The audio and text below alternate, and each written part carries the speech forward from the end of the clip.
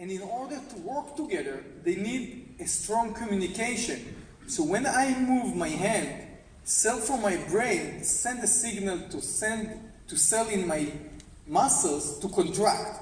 But these cells need to be in a full collaboration with the other cells in order to do something very smooth and something very organized. So the cells need to communicate between themselves. So if cells look like that, one cell needs to send another message to the other cells. And the other cells need the ability to get this message and to read it. So we have what we call ligand and receptors. So we have messengers, we have the pigeons, and the other one that get it. Okay?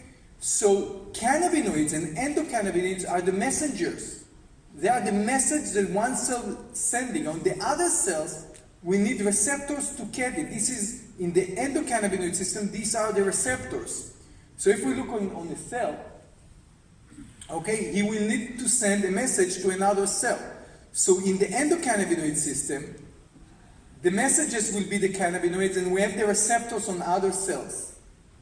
So this is basically how endocannabinoids is acting. There are messages that control, like hormones, cytokines. There are many kinds of these messengers. But endocannabinoids are the way of cells to send messages. But the endocannabinoid system in general, it's a system that controls homeostasis in our body. In general, there are other exceptionals, but in general, it's a homeostatic system that trying to balance other systems. So it's sitting, I would say, above other systems and balancing it. So if we have immune response and we have hyperimmune activity, like in inflammation, the endocannabinoids will balance it. If we will touch something very hot and we feel pain, after that the endocannabinoid system will balance it. And for that reason, the endocannabinoid system controls many other systems and affect many other systems. Pain, inflammation, immune system, heartbeat, and many others.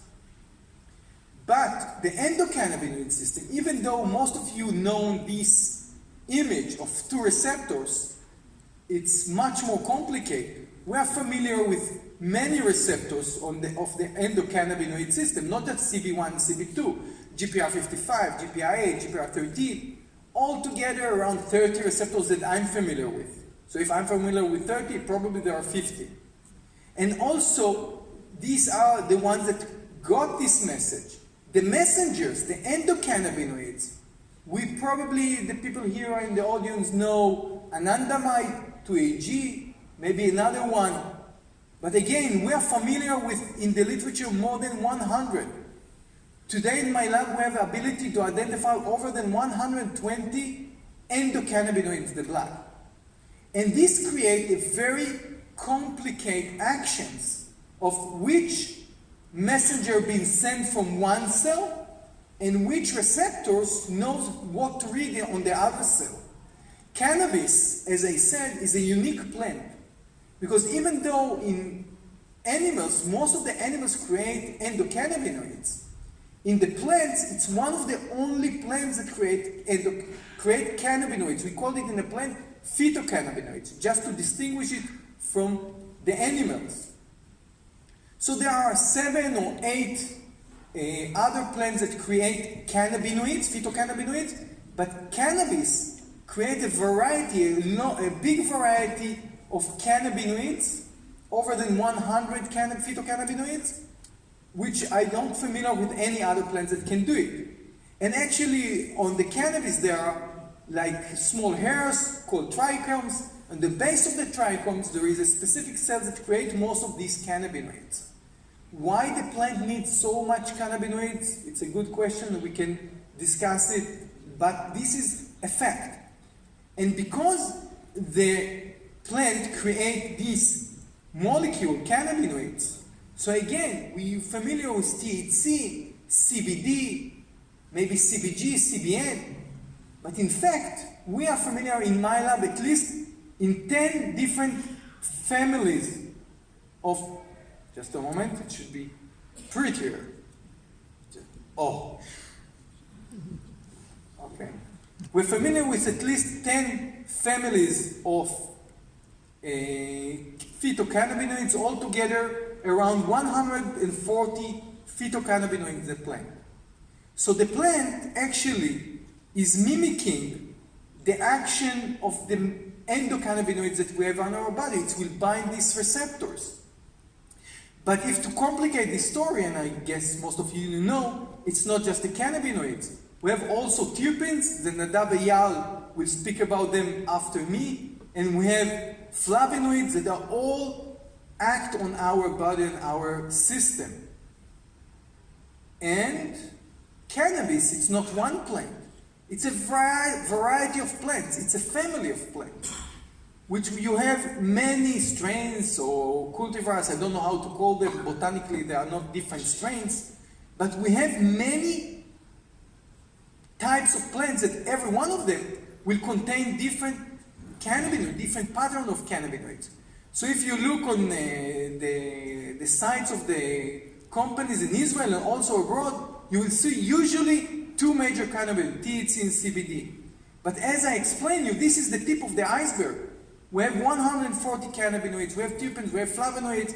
It's not enough.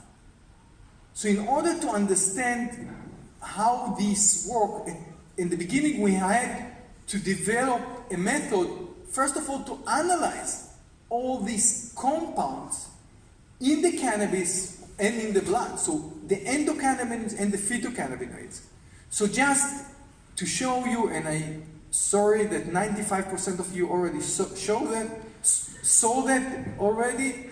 So if we are picking 20 different cannabis from here, different cultivars, and we look on them, we will see a huge variety. So what you see in this image, the upper row, I don't have pointer here, so the upper row is 20 different cultivars, and you see from bottom to top different cannabinoids, and we measured it. This is a heat map. When you see something dark, the meaning that this cannabinoid is highly expressed in this cultivar, and when it's white, it's not expressing, or low expression. So what you can see here is how much every cultivar, every strain is different from the other one. Actually, if we're talking about the medicine, for me, every one of them, it's like a different medicine. So if we'll come back to the variety that we have, and no, I'm going back. So if we are going back to the endocannabinoid system, we see a huge effect of cannabis on many systems. And we are understand it's because the phytocannabinoids from the plant binding the receptors, they are doing bypass. Instead of one cell to send a signal to another cell, we are sending signals from here. We are smoking cannabis. Phytocannabinoids will bind the receptors and will mimic the action of the plant, of our body.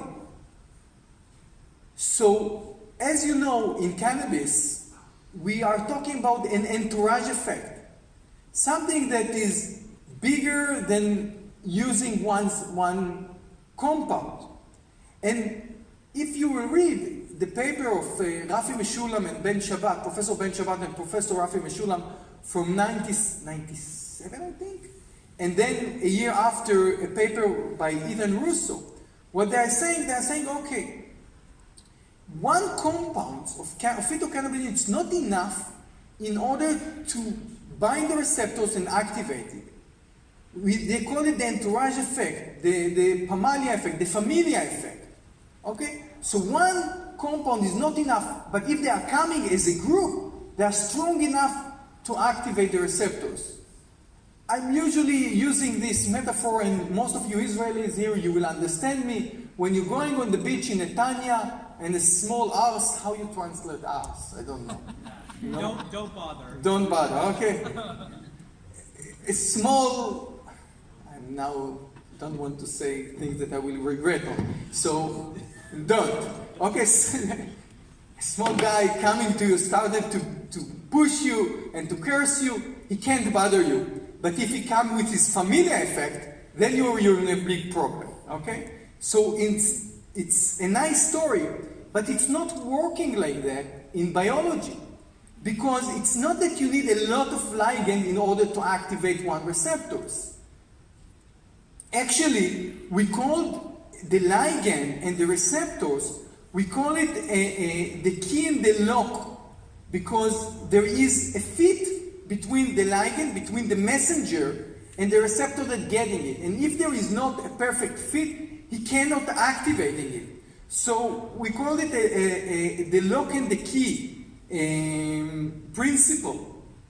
You must have something that fits. So if I'm coming with a key that not fit to the lock, if I'm coming with a ligand not fit to receptors, he just won't activate it, won't be able to open the door. It doesn't matter how much keys I have here, he won't push the door stronger. So if that's so, what is the entourage effect? We all heard about today, and we all know that if you are taking the whole extract, it's almost every time working better whether taking a single compound. So what is it in general? The idea is actually, because we have many receptors on the cell, we don't have one, and every cell will express different receptors.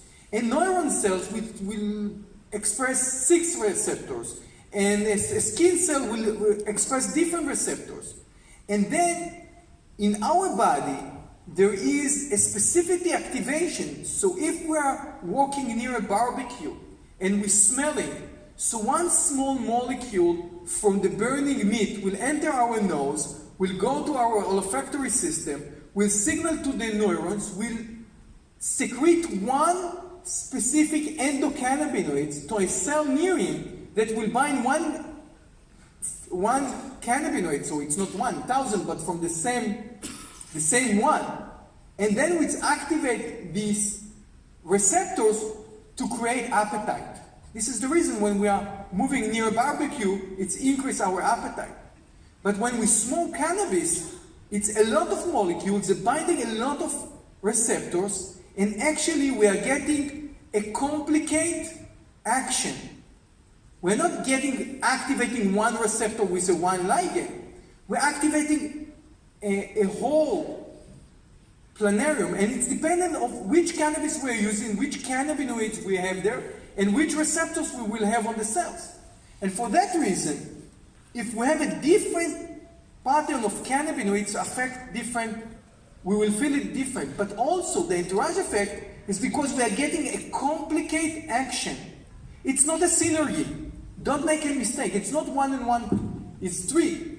It might be that in the same pattern we have something that even interfering, and we'll take it out, it works better. So we have in receptors something that we call activator and inhibitors. Okay, it can activate the receptors, it can inhibit the receptors. And we don't know which cannabinoid is doing what. We are still in the dark. So if this is look complicated to you, this is the real picture about the endocannabinoid, just part of them, on one cell in our body. So we're getting a complicated action. And I want to show you one sample from our research, which from our cancer research is how I think this is working real, what is the entourage effect, and how we are approaching them. So in order to do cancer research, we can take cells and grow them in a plate. In a plate like that, we have between 3 million to 10 million cells. It depends on which type of cell we are growing. So in the beginning, in the beginning of our research around 3 years ago, we took 7 different types of cannabis, and we took 7 different types of cancer cells, liver cells and pancreatic cells and breast cancer, whatever we had in the lab, and we want to see how the cannabis affecting these cells. So these are old images, probably part of you already saw them. We're looking here on a colon cancer cell, and we're taking cannabis, we're making an extract, and you see every dot like that is a cell. So in the beginning when I showed you cells in bigger magnification. This is lower magnification, so you're looking here on something like 2,000 cells. So we're adding extract number 1, and we saw that it killed all the cells. we add extract number 2 and we saw that it's killing all the cells. But when we add extract number 3, it didn't affect these colon cancers. When we took a breast cancers, we saw a very similar action. But when we took a prostate cancer cells, the extract, the strain that killed the colon cancer and the breast cancer didn't affect the prostate cancer. And the same thing with extract number 2. But extract number 3, that didn't affect the colon cancer and the prostate, and the colon cancer and the breast cancer, killed the prostate cancer. When we treat normal cells, and normal cells not growing on a plate, they shouldn't be normal, they're growing on plastic, but these are cells without mutation, the same amount did affect them. So what we learned from that experiment, that there is a specificity between the types of the cannabis and its way to affect the cells.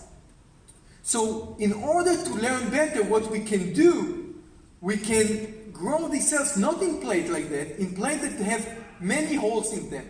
So the lower one we call 96 well plate, so you can take pancreatic cancer, grow them in this plate, and now doing 96 different experiments, different extract or different concentration, dosage, whatever you want. And we have what we call the high throughput screening machine. We have an incubator that the cells can live inside of that, and it's a very accurate microscope that can take images from this plate and move between the wells, can take up to 1,000 images an hour, and then you get, actually, because it's fluorescence, you can put markers of which cells are dying, which cells are proliferate, why that, okay? And you get, in the end, kind of a summary. If you put it for 24 hours and they are alive, you can get 24,000 images. Usually we're not doing it, usually we're doing it just for 1 hour and checking them, but I won't go to the details. So actually what you get in the end, you get, if you look on the lower picture, we will put the marker that every time that the cell's dying, he will be red. So you can see the control, all the cells are blue. In the first extract, all the cells are red, so all of them are dying. In the third one, the extract didn't affect them. If we look on the graph below, and I try not to put a lot of graphs, and we look at one concentration, 4 microgram per ml, and we look on here on melanoma cells, you will see every color, it's a different extract. So we look on how many cells died. Okay, if it's higher, the meaning that more cells died, and one concentration on melanoma cells, and every color it's a different extract. So what you can see, it's similar to what I showed you before, that every extract will behave differently on the cells. So there are few extracts that are not affecting the cells at all, few extracts that killing 50% of them, and few extracts that are very efficient. So if we organize all these extracts by their THC and CBD amount, and this image is the THC, we see that there is no correlation between the amount of the THC and the CBD inside and our ability to kill these cells. So now we're doing another trick, another thing. We are taking one extract, Michael, and we are extracting the THC from it. So we separate the THC, purify the THC from it, and if we put on the cells, even if we're putting 20 times more THC, it's not affecting the cells. So what we learn from that, it's not the THC and CBD alone, or not the THC and CBD at all. So what it is if it's not them? Okay? So, okay, this is the image showing that it's not killing them. So, to make it more complicated, if we look on the same cancer, I showed you an extract that killed breast cancer. So now, we're looking here on 5 different types of cancer that every couple are the same cancer. So if you look here, these 2 are colon cancer. So if you see every color, it's a different extract. It's the ability to kill cells. So if you look on the upper one, you see that there are few strains that are very effective to kill this colon cancer. But if we look at the second one, the second colon cancer, below it, different types of colon cancer, you see that this one is not affected by these extracts. So even in the same type of cancer, there is differences between the cancer, and the same thing in this prostate cancer. So he said, okay, let's try to narrow it down. Let's try to look on one type of cancer, but also in this cancer, just one point mutation that created to cancer. So we're going narrow and narrow. We're trying to find a correlation between a very specific type of cancer and a pattern of cannabinoids. It's what we call today personal medicine, but this is a wide name for, for looking very specifically. So now what we see in this graph, it's the opposite. How many cells survive? So if the bar is low, the meaning it's kill more cells. And we're looking on single point mutation, and every bulk is a different extract, and every color, the blue one, is these cells without a mutation. As the color going to yellow, it's become, I will say, more severe.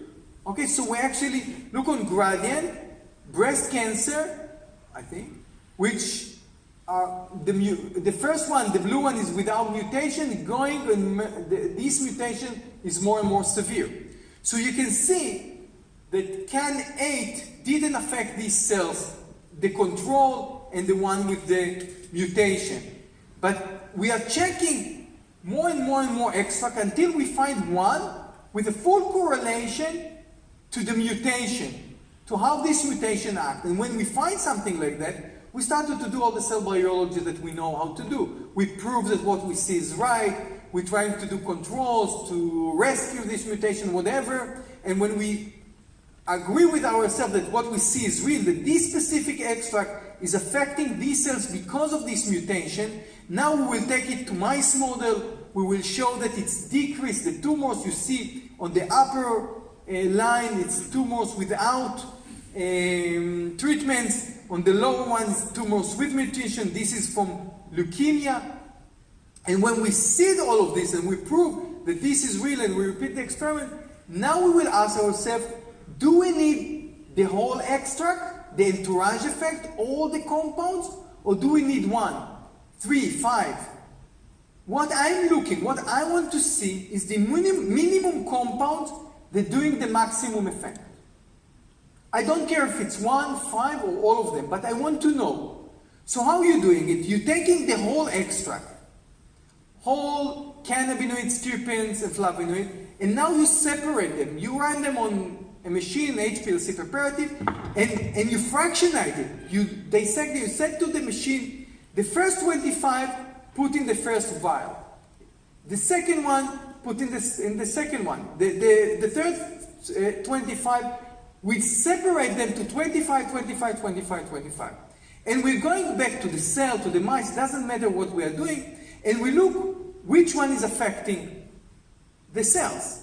And what you see here is, again, it's how many cells survive, it's dose response, doesn't matter, but I will say that if the graph is lower, that means that more cells die. So the red one is the whole extract, and the yellow one is one fraction, and the other one is the other fraction. So you can see that after this dissection, we find out that just one fraction is doing almost as good as the whole extract. So we eliminate here 75% of the compounds inside, and we left just with 20-some compounds. So now we will go back, and we will take these fractions that work for us, and we will dissect it again. We will fractionate it again. Now we will put 5, 5, 5, and 5, until we will narrow it down and find the right compounds, the only compounds that are doing this effect. In that specific research, we find out that we need just 3 compounds in order to have this effect. And as you see from this graph, the main compound, the main cannabinoid, the higher one, is actually out. We don't need it. So we find out that we need 3 compounds. One of them, I won't tell you all of them, but one of them is even unknown, 3318B. Okay, we can analyze it with our equipment, but it doesn't have even a name. But if you're taking this one out, it won't kill these cells anymore. If you take any one of them out, you eliminate the action. But if you take the 3 of them, okay, this is the cannabinoid. If you take the 3 of them and put them together, purified, you're getting the action as the whole extract.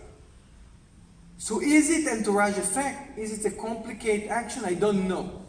It's not one single compound. So if it was just CBD, I will have 20 extracts from Israel that can kill these cells. But it's not just this.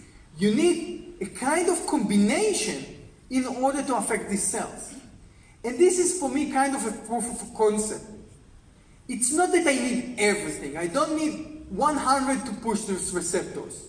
I need 3. One of them will bind CB1 receptors and activate calcium release from the mitochondria. And the second one will bind GPR55 and will block the proliferation of these cells. And together, we will get an action which affects these specific cells and will kill them.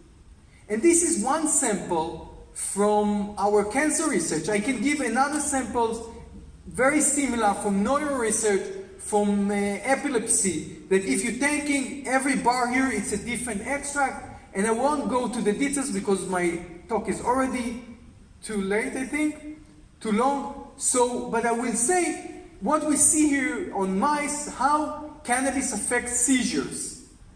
So as if, I won't go to the details, but if the bar is higher, the meaning it's reduced more seizures. And every bar here, it's a different extract of high CBD strains, low THC, and all the mice got the same amount of CBD and THC. And you can see that every extract affects the mice differently, even though they have the same amount of CBD and THC. So, or it's something else, or it's a combination that we still don't know. And I can go on and on in other research that we are doing, and I don't have the time, so I will skip this to say that we find it also in patients, in autistic kids, and we find it in almost every research that we did, that usually it's not one compound. Usually it's more than this. You know what? I will show this example on these autistic kids, but I will go to the end of the research just talking about the strains. So autistic kids in Israel getting cannabis in order to improve their quality of life. Cannabis will reduce their anxiety, will improve their sleep, will reduce the violence, and in parallel to me, Avigail Dar is now speaking about this research exactly. So this is improve the quality of life of these kids. And the kids in Israel getting cannabis with low THC and high CBD. The Minister of Health, Litzman, said in a few meetings that I've been with him, I don't want to see kids stoned and I don't want to see kids smoke. This is the major 2 things. So kids were started to treat in Israel with high CBD, low THC in order not to stone them, and we saw a very good effect. We follow up more than 100 kids. We saw improvement in many, many parameters. It's worked perfectly. But kids in Israel, again, getting different strains. So what you see here, we took these 100 kids that we follow up and we divide the strains by success. And even though all of them is high CBD, low THC, you can see the difference again. If the bar is higher, the blue bar is improvement, the green one is no change, the red one is regression.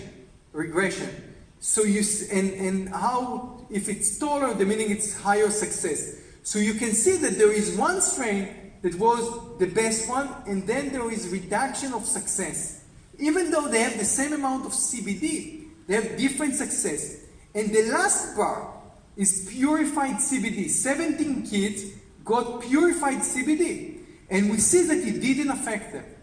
So again, even these strains have high CBD, low THC, the major cannabinoid CBD, purified CBD not working as good as everything. So, my belief that is a complicated action that you're getting from using this whole extract, but in the end we will be able to dissect it and to understand which cannabis doing that effect, because we don't need everything, we need part of that. So I'm skipping that, and I will just say thank you to my amazing lab that did most of this work. A lot of I don't have a pointer, so I can't point, I guess. So I will just say that the cancer work that we saw here was done by Dr. Liran Bram, that is here. Oh, who is doing it? That's good. Somebody know my students. It's amazing. Okay. The other work of the cancer was by a PhD student, Eli, I'm so bad with names, so Eli Besser. A lot of the analytical work was done by Dr. Shirley. Sorry, Shirley, for that. The neuro work was done by Dr. Gil Levitus that gave a talk previously. Part of this work was done by Dr. Yigal Luria that is here. And sorry for the other names that I didn't mention. I have an amazing group that doing this work, and thank them mainly, and thank you for listening.